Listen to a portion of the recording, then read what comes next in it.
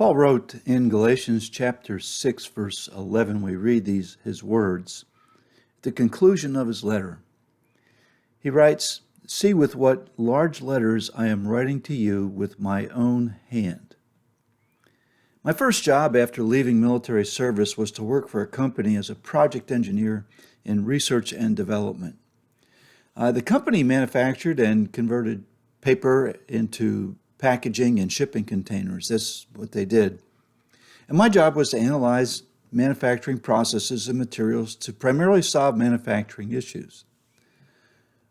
One of my first projects involved rolls of paper that would not satisfactorily run through a printing press.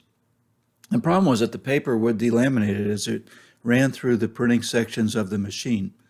And for the project, my boss assigned a senior project engineer with over 20 years' experience to work with me. So we went to the plant to watch the production. We observed the problem, verified the results, and concluded that the paper was defective, or at least it was inferior. So I wrote the report, signed my name to the bottom of it, and sent it to the boss. After reading it, he called me into his office and just read me the riot act. There was over $30,000 or $40,000 worth of defective paper that another division of our company produced for that printing operation. And my boss was irate that we did not find a way to salvage the product.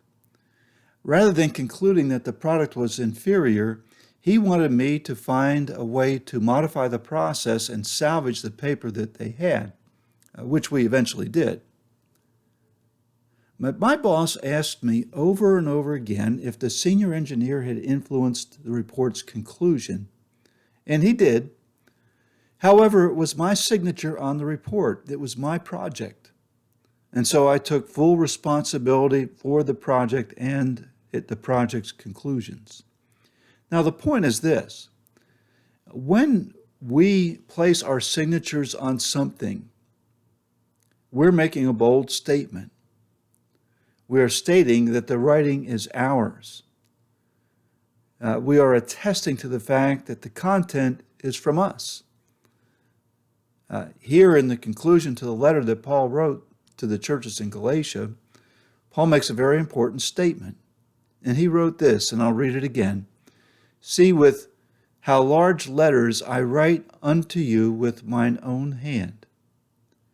There is some conjecture by biblical scholars as to why Paul may have written with large letters. Some consider it's because his eyesight may have been failing. Others think it was to make a point of emphasis. However, in this discussion, we should not lose sight of the main thing Paul stated here, and it is, "I write to you with mine own hand." Paul made it a point to let the readers know that he personally wrote this letter. Some believe that it was just this conclusion to the letter that he wrote in his own hand, as many feel that Paul often dictated his letters to another who transcribed his words. Yet since this phrase, "I write," is from the verb grapho, written in the first person, aorist tense, active voice, and indicative mood, it is most likely that Paul is referring to the entire letter. The King James Version translates this phrase as "I have written," which in this case seems a little bit more accurate.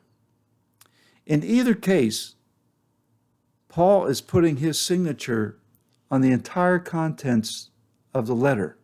He wanted them to know that with great passion he wrote these words to them, and that it was for their own good.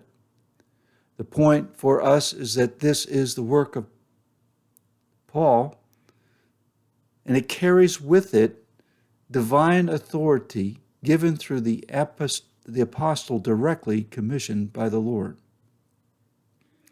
The theology he presented was not man-made. It was given through divine inspiration.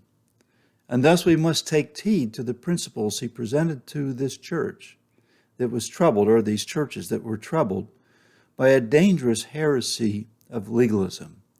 And we must fight against that in our own lives and in our own churches today. We'll continue on with the conclusion of this letter in the next devotion.